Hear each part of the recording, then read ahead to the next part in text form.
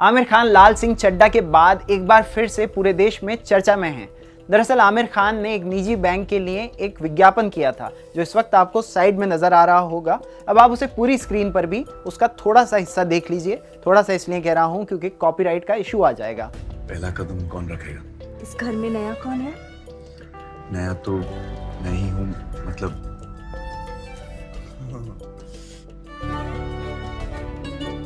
Welcome दामाद। इस विज्ञापन में आमिर खान दुल्हन के घर में गृह प्रवेश करते हुए नजर आते हैं, जिसके बाद से मामला इतना बढ़ गया कि बैंक को यह विज्ञापन ही हटाना पड़ा। दरअसल इस विज्ञापन के आ जाने के बाद से मध्य प्रदेश के गृह मंत्री नरोत्तम मिश्र ने एक बयान दिया। देखिए उनका ये वीडियो।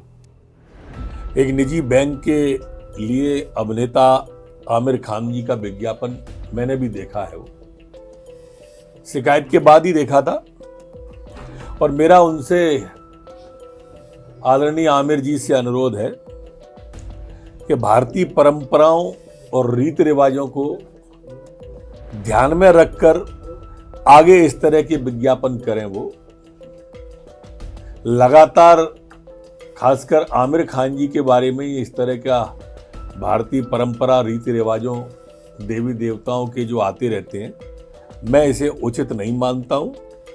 इस तरह के तोड़ मरोड़ के जो अभिनय करने से धर्म विशेष की भावनाएं आहत होती हैं और इसलिए किसी की भी भावना को आहत करने की इजाजत उन्हें नहीं है, ऐसी मेरी मान्यता। नरोत्तम मिश्र ने कहा कि आमिर खान को भारतीय संस्कृति का ख्याल रखना चाहिए।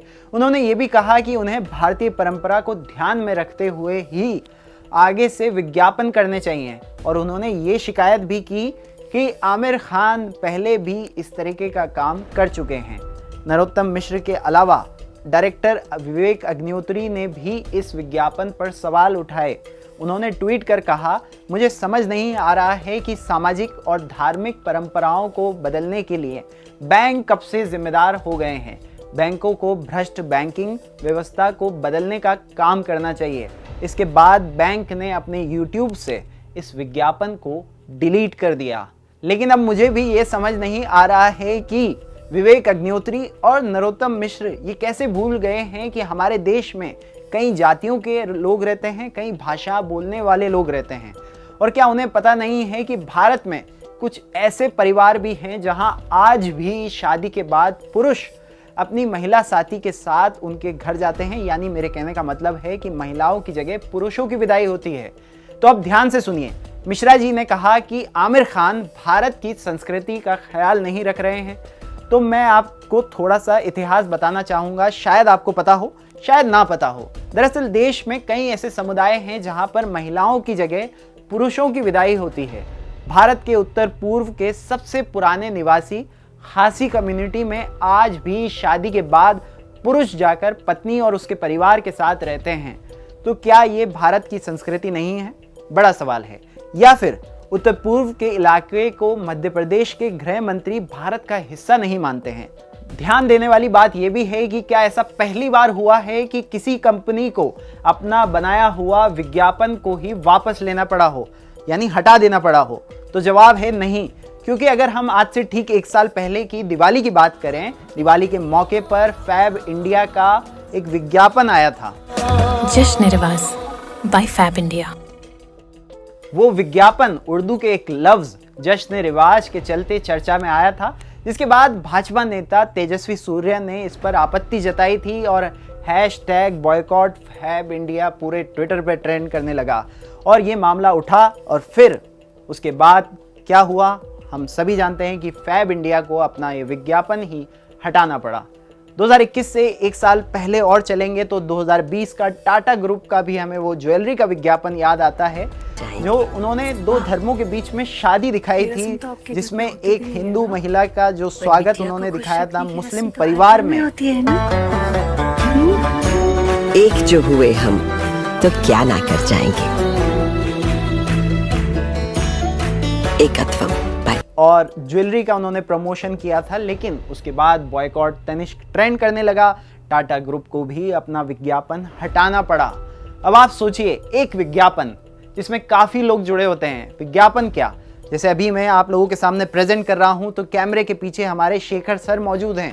वैसे ही एक विज्ञापन में, एक फिल्म में कई किरदार होते हैं, हमें सामने नजर आते हैं तो वो सिर्फ एक्टर्स, लेकिन कैमरा पर्सन से लेकर मेकअप आर्टिस्ट, लाइट का काम करने वाले, माइक का काम करने वाले, एडिट टेबल पे काम करने वाले, कितने लोगों की एक विज्ञापन से और एक फिल्म से, और यानी कि एक न्यूज़ रूम से भी अगर मैं कहूँ तो गलत नहीं होगा, रोजी रोटी जुड़ी होती है। लेकिन जब इस तरीके से बहिष्कार होने लगेगा एक फिल्म का, एक विज्ञापन का, एक चैनल का, तो क्या हम आम लोगों की जेब पर असर नहीं देखेंगे फ्यूचर में? आइए जानते हैं इस पे एक्सपर्ट क्या कहते हैं। एक्सपर्ट से पूछते हैं कि जिस तरीके से लगातार बहिष्कार बढ़ता जा रहा है, क्योंकि अब ये हमने लगातार तीसरी बार ऐसा देखा होगा जो कि लोगों ने बहिष्कार किया और फिर उन्हें वो अपना विज्ञापन हटाना पड़ा। पहले बैंक का हमने देखा, उससे पहले हमने फैब इंडिया का देखा और उससे पहले हमने तनिष्क का देखा। किस तरीके का माहौल देश में बनता जा रहा है, आइए जानते हैं एक्सपर्ट से। भारत में दो तरह की परिवार व्यवस्थाएं हैं। पितृ प्रधान जो पुरुष केंद्रित होती है और मातृ प्रधान जो स्त्री केंद्रित होती है। अधिकांश प्रदेशों में पुरुष सत्ता प्रधान परिवार व्यवस्था है, जहां विवाह के बाद स्त्री अपने पति के घर जाती है, यानी मायका छोड़ के ससुराल जाती है।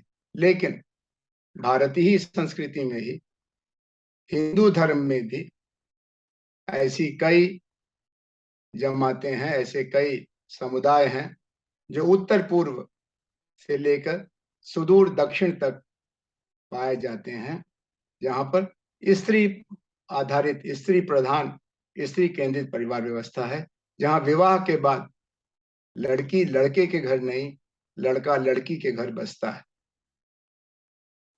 अगर हमको इसकी जानकारी नहीं है तो शुरू करें उत्तर पूर्व सीमांत के खासी लोगों से, और फिर आवे कर्नाटक, और फिर चले केरल। केरल के नायर समुदाय में स्त्रियों के विवाह का एक पक्ष ये रहता है कि विवाहित पुरुष अपनी पत्नी के निवास में रहता है। ये भारतीय संस्कृति की अवहेलना नहीं है। अगर आप अपने कुएं को ही भारतीय संस्कृति का आरंभ और अंत मानते हैं तो आपको मुबारक हो, लेकिन वो भारत, आपका भारत भले न हो, लेकिन वो आप उस भारत के नहीं हैं। ये ऐतराज करना कि कुछ परिवारों में, कुछ समुदायों में, कुछ संप्रदायों में, कुछ प्रदेशों में विवाह की प्रथा पूरी करने के बाद लड़का लड़की के घर नहीं जाता, लड़की लड़के के घर आती है और यही भारतीय संस्कृति है, ये बिल्कुल अधूरा ज्ञान है। और इसके आधार पर अपनी सत्ता की हनक दिखाना, अपने तरफ से मांग करना कि स्त्री प्रधान विवाह व्यवस्था को भारतीय संस्कृति के रूप में प्रदर्शित करना अनुचित है।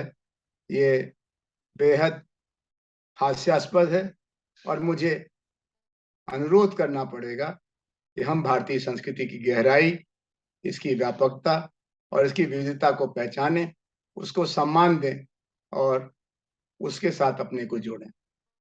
आखिर में जाते जाते आप लोगों से एक ही गुजारिश, अगर आप लोगों का हमारा काम पसंद आता है, हमारी ग्राउंड रिपोर्ट्स पसंद आती है, हमारी रिसर्च पसंद आती है, तो आप हमें सपोर्ट कर सकते हैं। थैंक्स बटन पर जाकर हमें डोनेट कर सकते हैं। नीचे दिए गए लिंक पर जाकर भी आप हमें डोनेट कर सकते हैं।